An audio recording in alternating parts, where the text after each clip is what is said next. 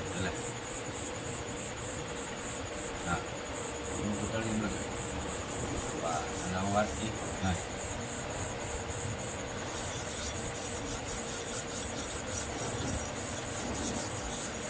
અદ્ભુત ઔષધ છે આ ગૌ માતાનું ઘી સિંધવા નમક ને કાંસાની વાટકી લઈને પગના તળિયે ઘસવાની તમારા તમામ શરીરની ગરમીઓ છે ને બધી એકદમ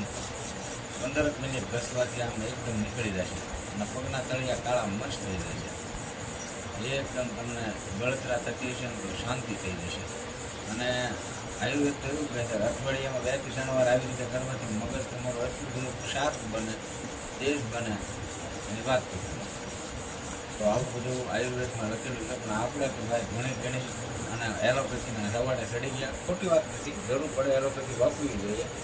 પરંતુ જ્યાં સુધી આયુર્વેદથી હાલતો ને ત્યાં સુધી એલોપેથીનો ફાળો ન કરવો અને એલોપેથીને વાપરવાની પણ સમજણ અને વિવેક સાથે વાપરવી બહુ અતિ એનો ઉપયોગ કરવો નહીં બાકી આયુર્વેદમાં બને ત્યાં સુધી પ્રયાસો કરવા જય આયુર્વેદ જય ગૌ માતા જય શ્રી કૃષ્ણ